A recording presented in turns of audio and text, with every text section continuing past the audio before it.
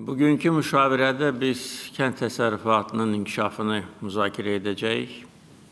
Bildiyiniz kimi bu sahəyə daim çox böyük diqqət göstərilir. Hələ ilk dəfə prezident vəzifəsinə seçiləndən sonra 2004-cü ildə ilk təşəbbüslərindən biri regional inkişaf proqramı idi və onun da tərkib hissəsi kənd təsərrüfatının inkişafı idi. 2004-cü ilin əvvəlində qəbul edilmiş birinci 5 illik proqram bir çox məsələlərin həll edilməsinə kömək göstərdi və biz gördük ki, bu proqramın davamı olmalıdır. Ondan sonra bir neçə 5 illik regional inkişaf proqramı qəbul edilmişdir. Və bunun nəticəsində bütün regionlar canlandı, regionlarda məşğulluq artdı və böyük infrastruktur layihələri icra edilmişdir. Bugün bu layihələr olmadan Azərbaycanın ümumi inkişafını təsəvvür etmək mümkün deyil. O cümlədən kənd təsərrüfatının inkişafı üçün bu proqramda nəzərdə tutulmuş infrastruktur layihələri həlledici rol oynamışdır. Çünki o vaxt bölgələrdə demək olar ki, qaz təchizatı yox idi.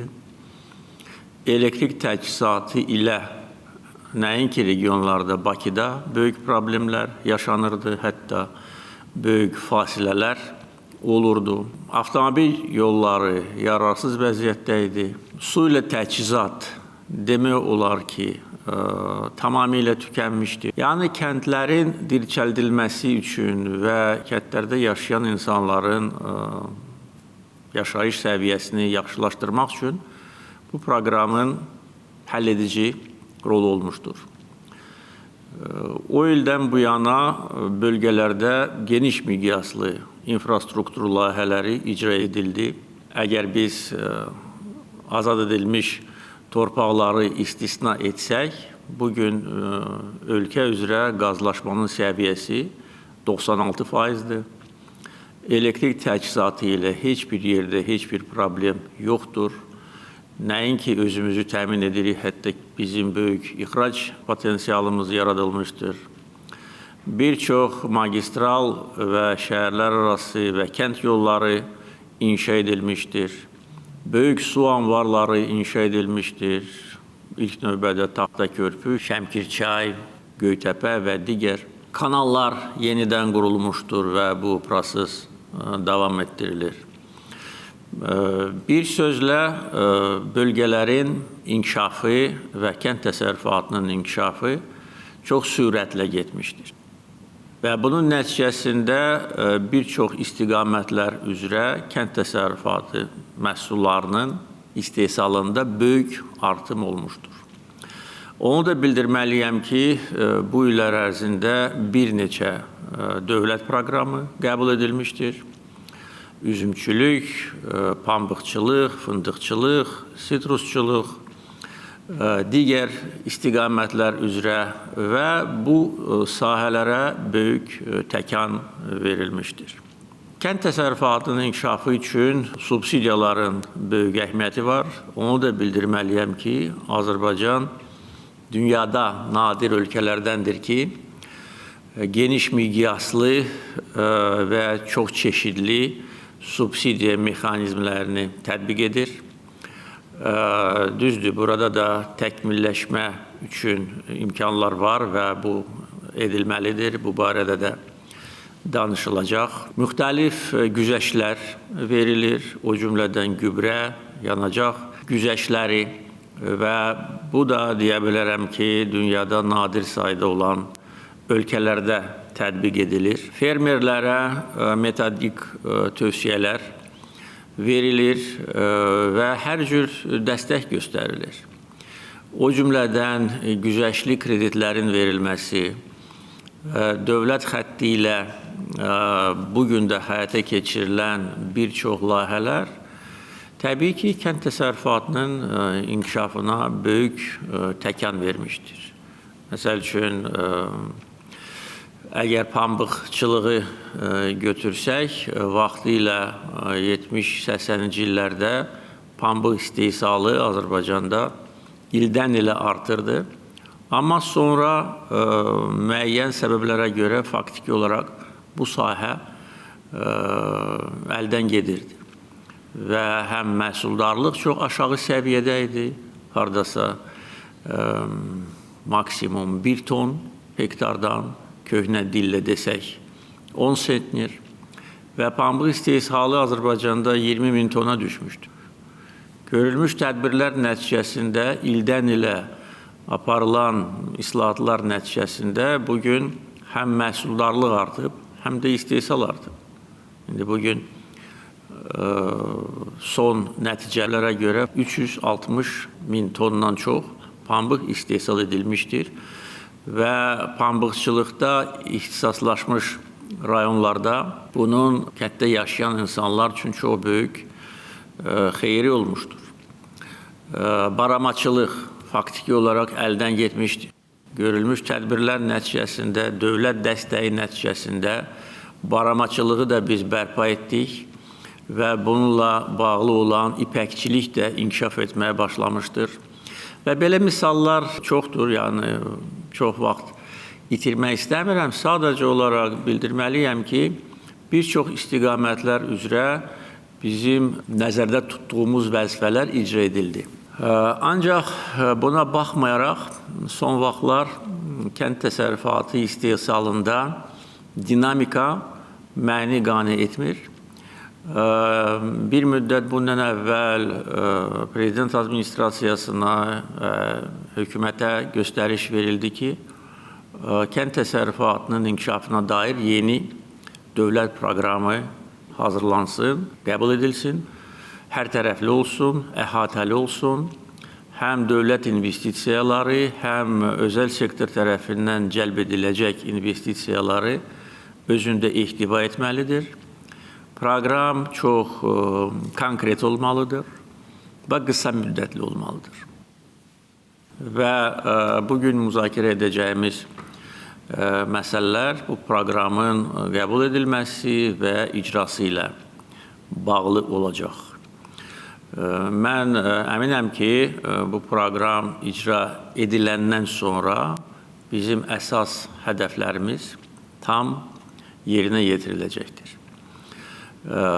Bugün dünyada gedən meyllər kənd təsərrüfatının istehsalına da mənfi təsir göstərir. Müharibələr, münaqişələr,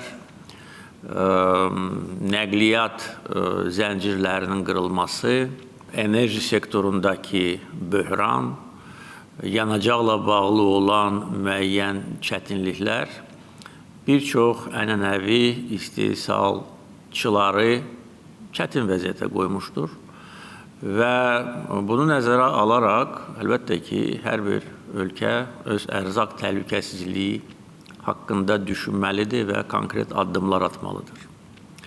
İkinci vacib amil bu yaxınlarda Bakıda keçirilmiş Dünya Urban Forumunun müzakirələrində də bu öz əksini tapmışdır.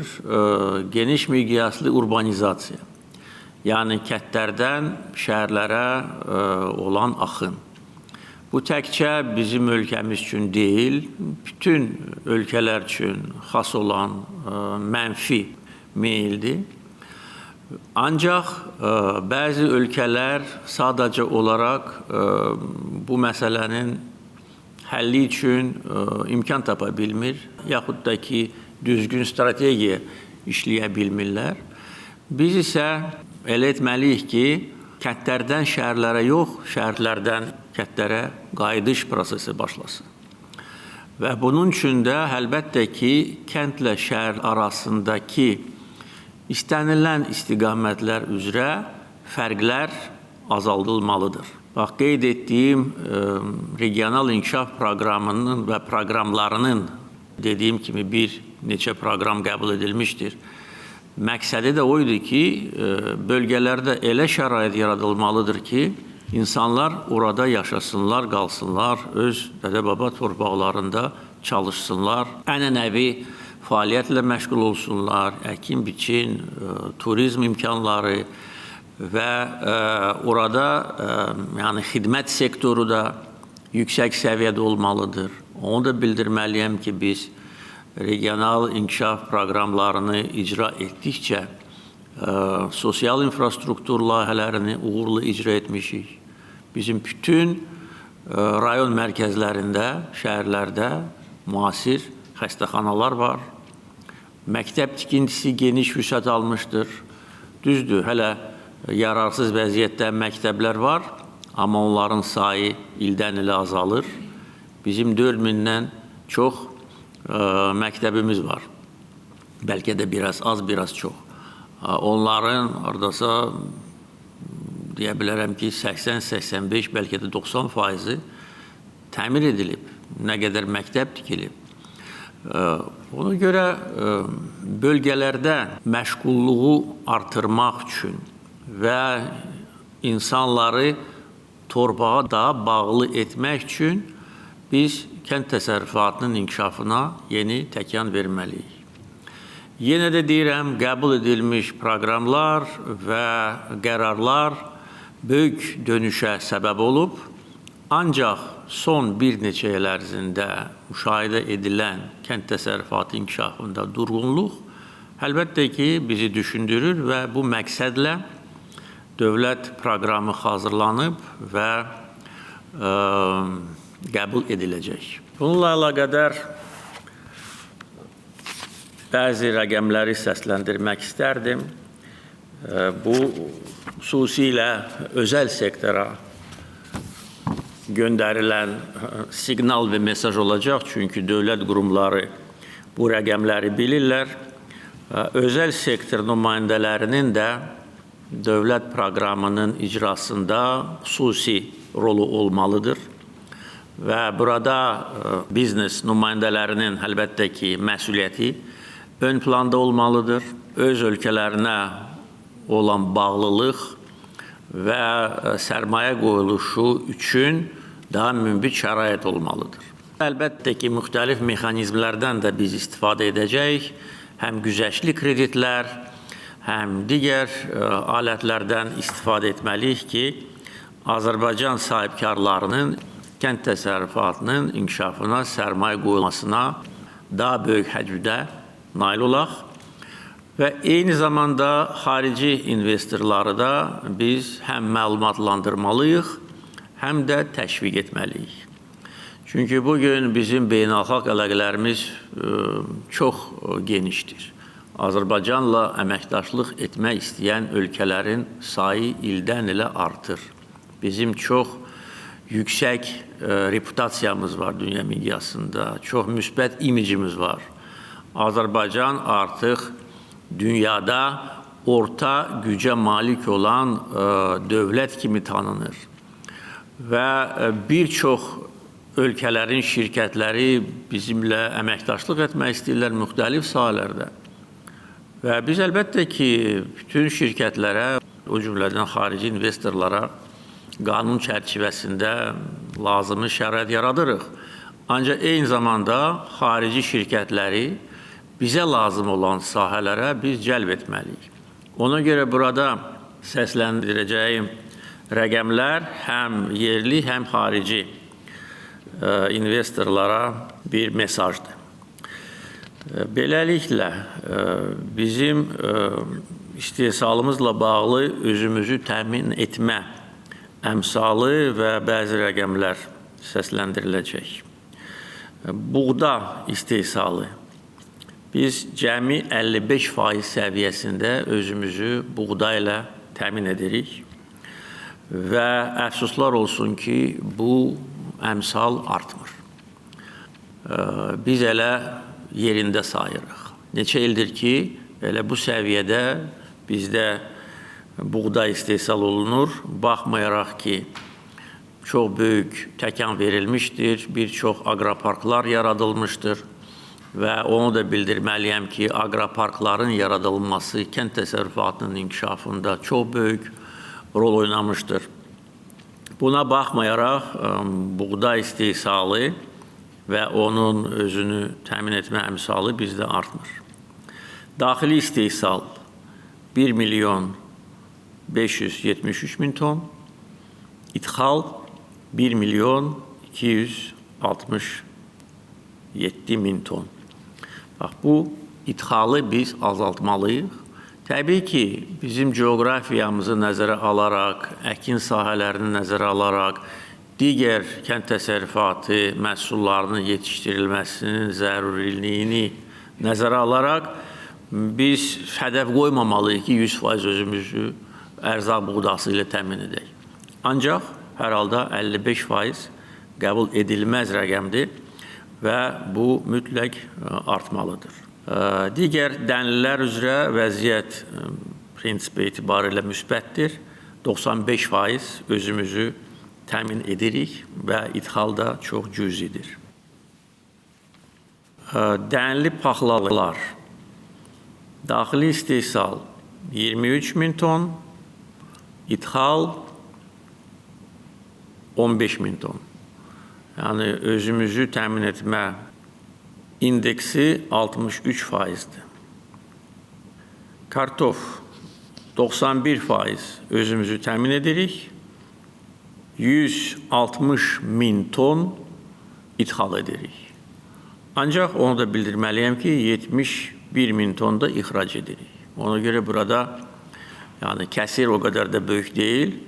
Kartof istehsalının artırılması üçün də imkanlar var və biz ithalı tamamilə aradan götürməliyik və həm özümüzü təmin etməliyik, eyni zamanda daha böyük həcmdə ixrac etməliyik. Tərəvəz, bostan məhsulları, meyvə, gilə meyvə burada vəziyyət müsbətdir. Tərəvəz üzrə 107% özümüzü təmin edirik və 214 min ton ixrac edirik. Daxili istehsal isə 1 milyon 770 min tondur. Bostan məhsulları istehsal 460 min ton, ithal demək olar ki, yoxdur. İxrac 18 min ton, 104%. Meyvə, gilə meyvə 140%. Təminat, istehsal 1 milyon 400 min ton. İthalda var təbii, çünki müxtəlif meyvələr var ki, onlar ithal olunur, bizdə yetişmir. Amma ixracda kifayət qədər böyükdür, haradasa 600 min tona yaxın. Mən qeyd etdim ki, biz fındıqçılıq üzrə dövlət proqramı qəbul etdik. Ondan sonra fındıq bağları geniş vüsət almışdır. Və bugün biz qoz fındıq istiqaməti üzrə 84 min ton məhsul yetişdiririk, 30 min ton da ixrac edirik və bu istiqamət üzrə biz dünyada 3-cü, 4-cü yerdə qərarlaşmışıq.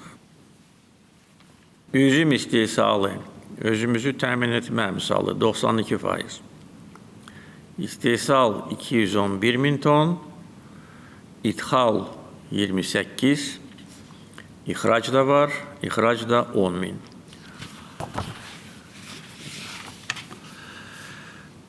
Mal əti 84% özümüzü təmin edirik. 30 min ton ithal edilir. 150 min ton daxili istehsal. Quş əti 82%. 147 min ton istehsal, 32 min ton ithal. Qoyun keçi əti 94%.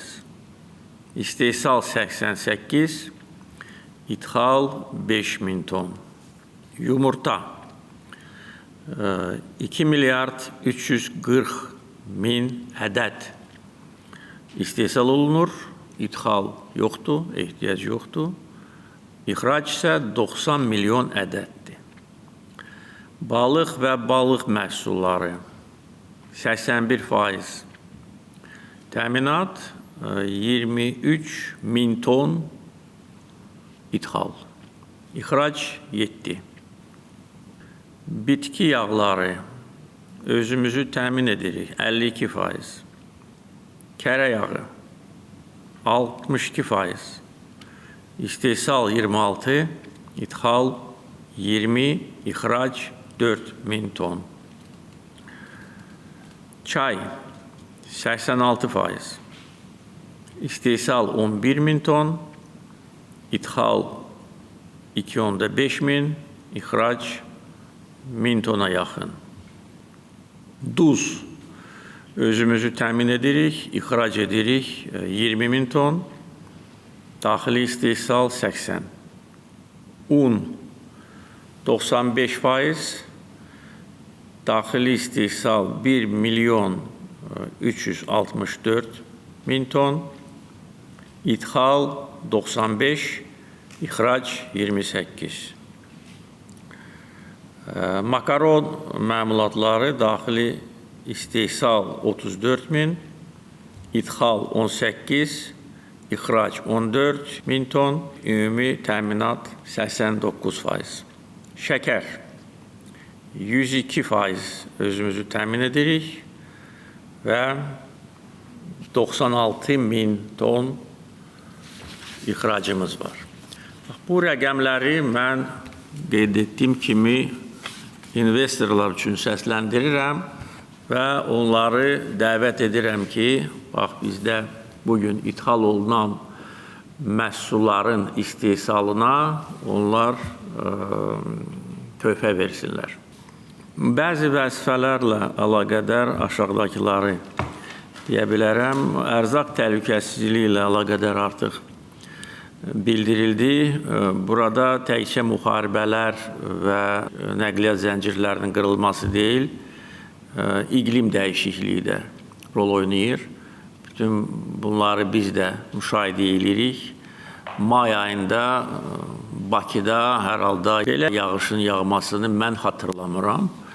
Məndən yaşlı olan insanlar da yəqin ki xatırlamır. Artıq bu əfsuslar olsun ki, bəzən fəsadlar törədir, amma digər tərəfdən bizim su ehtiyatlarımızı da böyük dərəcədə artırır və bugün ambarlarda yığılan su bizə imkan verəcək ki, kənd təsərrüfatı üçün bu il su problemi olmasın.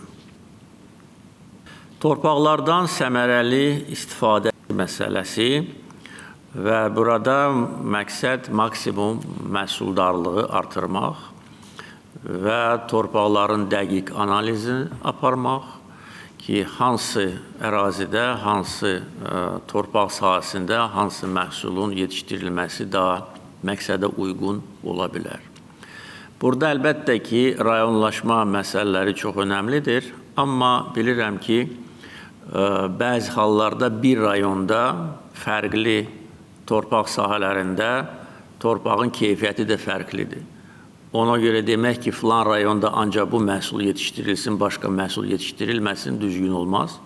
Hər bir sahə üzrə dəqiq analiz, təbii ki, onun elektron versiyası, müxtəlif dəqiqləşdirmə üsulları, yeni texnologiyalardan istifadə edilməlidir. O cümlədən süni intellekt, peyk imkanları, yerlərdə aparılan tədqiqat, ölkə ərazisi o qədər də böyük deyil. Ona görə bunu etmək çətin olmayacaq. Müəyyən işlər görülüb, ancaq hər bir əkin üçün yararlı torpaq sahəsinin öz, necə deyərlər, pasportu olmalıdır. Orada hansı məhsul yetişdirilərsə, fermer daha çox qazanc götürəcək, bu bir. İkincisi, bizim ümumi kənd təsərrüfatının inkişafı və ixracı strategiyamızın əsasında bu olmalıdır. İxrac, təbii ki, bazarlara bağlıdır. Bazarlar var ənənəvi, var yeni. Ona görə ənənəvi bazarlarda bizim məhsul nə vaxta qədər lazım olacaq? Bu təhlildə aparılmalıdır və prinsipcə müvafiq göstərişlər verildi ki, tərəfdaş ölkələrlə bu məsələlər də müzakirə edilsin ki, biz tutaq ki, meyvə, tərəvəz, bostan məhsulları böyük həcmdə ixrac edirik. Nə vaxta qədər buna tələbat olacaq bizim üçün ənənəvi sayılan bazarlarda?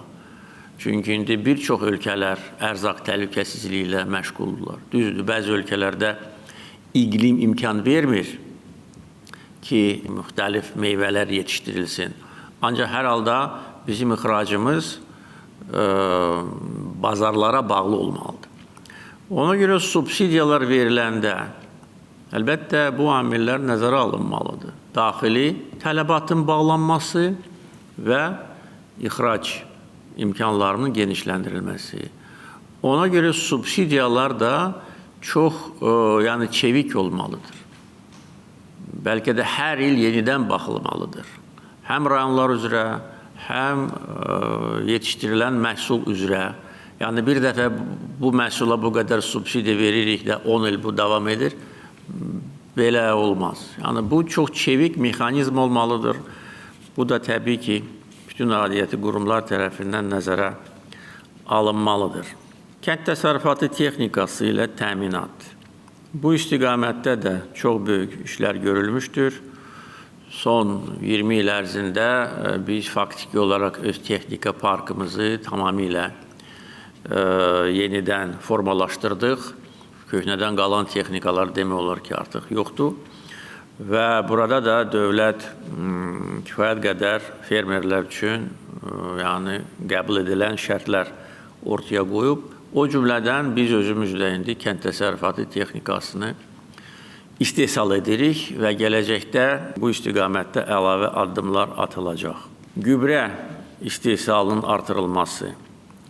Biz indi karbamid zavodunun fəaliyyəti nəticəsində nəinki özümüzü, hətta bir çox ölkələri azot gübrələri ilə təmin edirik. Ancaq bu cəmi bir növ gübrədir. Bizə bir çox növ gübrələr lazımdır. Ona görə bəzi xarici şirkətlərlə indi bu məsələlər müzakirə edilir. Azərbaycanda qarışıq gübrə istehsalının yaradılması və gübrələrin fasiləsiz ölkəmizə ixal edilməsi. Çünki bu məsələlərdə də dünyada indi vəziyyət qeyri-müəyyəndir. Bəzi gübrə zavodları bağlanıb, çünki qazın qiyməti kəskin artanda gübrə istehsalı iqtisadi cəhətdən səmərəli olmur. Müəyyən qıtlıq yaradılır. Ona görə əlbəttə ki, praqmatizm nöqteyi nəzərdən biz başa düşməliyik ki, bütün növ gübrələr biz istehsal edə bilməyəcəyik. Ancaq hər halda onların çeşidlərini biz genişləndirməliyik. Kənd təsərrüfatı ilə məşğul olanlar üçün metodik tövsiyələr, treninqlər, bu artıq uzun illər davam edir. Maarifləndirmə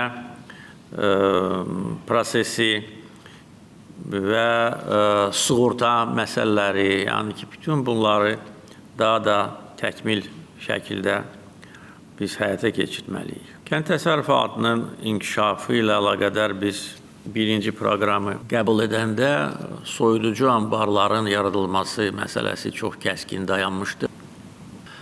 Çünki bu olmadan məhsulu saxlamaq mümkün deyil və deyə bilərəm ki, son illər ərzində 400.000 ton tutumlu soyuducu anbarlar Azərbaycanda yaradılıb. İndi təsəvvür edin ki, bu olmasaydı, burada da onların mütləq əksəriyyəti güzəştli, az faizli kreditlər hesabına yaradılıb. Ancaq soyuducu anbarların tutumu bizdə 500.000 ton olmalıdır. Ona görə 100.000 ton soyuducu anbar tutumlu olan infrastruktur yaradılmalıdır. Su təchizatı. Bunsuz kənd təsərrüfatının inkişafı mümkün deyil. Burada da qeyd etdiyim kimi bir çox önəmli layihələr icra edildi. Su anbarları, Taxta Körpü, Şəmkirçay ən böyük su anbarlarıdır. Göytəpə su anbarı, digər su anbarları. İndi 10 su anbarının yenidən qurulması layihəsi icra edilir. Qarabağ və Şərqi Zəngəzur işğalçılardan azad ediləndən sonra dərhal orada su anbarlarının bərpasına başlamışıq və artıq Köndələn çay su anbarlarının sayı 3 oldu. Xaçın çay, ondan sonra Su Qovşan, Sərsəng, Zabux çay su anbarı yenidən qurulduğu üçün Sovet vaxtında yox idi. Deməli, indi Bərgüşad və Həkəri su anbarlarının tikintisi işləri gedir. Qarabağ və Şərqi Zəngəzurda bizim 25% su ehtiyatlarımız formalaşır və onlardan səmərəli istifadə etmək həm o bölgənin su ilə təmin etmək mümkün olacaq, həm digər bölgələrin. Çünki vaxtı ilə Sərsəng və Su Qovşan su anbarları Ulu Öndər Heydər Əliyevin təşəbbüsü ilə yaradılanda məqsəd Qarabağın hüdudları kənarında olan 7-8 rayonu su ilə təmin etmək idi. O vaxt işğaldan sonra ermənilər suyumuzu kəsmişdilər.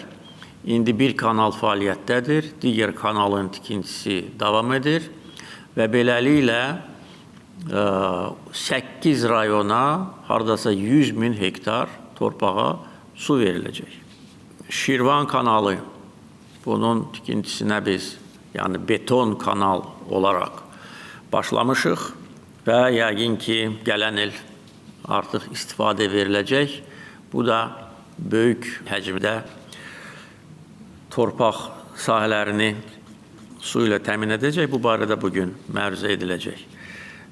Qarabağ kanalının biz bərpasına, yenidən qurulmasına başlamışıq. Vaxtı ilə bunlar yuxarı Şirvan, yuxarı Qarabağ adlandırılırdı, amma aşağı Şirvan, aşağı Qarabağ kanallar olmadığı üçün biz qərara gəldik ki, bunları elə Şirvan və Qarabağ kanalları adlandıraq. Yəni, bu kanallar işə düşəndən sonra bəlkə də 200-300 min hektar torpağa su veriləcək. Ancaq bu torpaqlarda müasir şəbəkə qurulmalıdır və bu da dövlət proqramında nəzərdə tutulur. Müasir suvarma sistemləri hal-hazırda, bu da dövlətin dəstəyi ilə mümkün olub, 130 min hektarda tətbiq olunur. Məqsəd bunu 300 min hektara çatdırmaqdır. Və əgər bizim 300 min hektarda müasir suvarma sistemləri qurularsa, baxın nə qədər bizdə məhsuldarlıq arta bilər. Məhsuldarlığa gəldikdə son illər ərzində burada artım var və bunu biz yüksək qiymətləndiririk. Məsəl üçün, taxılçılıqda bizdə bugün hər hektardan 3,2 ton məhsul yığılır. Əvvəlki illərdə bu hardasa 2 ton bəlkə də bir qədər çox idi. Məqsəd bunu 5 tona çatdırmaqdır. Pambıqçılıq, qeyd etdiyim kimi, cəmi 1 ton bizdə məhsuldarlıq idi hektardan. Görülmüş işlər nəticəsində 3,6 tona çatıb. Bu da bütün dövrlər, hətta Sovet dövrünü götürsək, ən yüksək nəticədir. Amma məqsəd ən azı hər hektardan 5 ton götürmək. Və belə olan halda 100 min hektarda ki, bizdə pambıq əkilir, 500 min ton pambıq istehsal olunacaq. Və əlbəttə ki, bunun ondan sonraki emalı məsələlərinə də biz baxırıq. İplik, ondan sonra hazır məhsul. Məqsəd qoyulmalıdır ki, biz yəni maxlıc ixrac etməyək.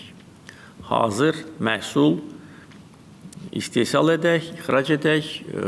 Bu istiqamətdə artıq işlər görülür.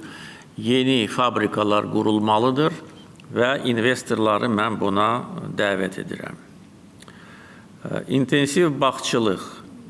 Bunun da müsbət nəticəsini biz görürük.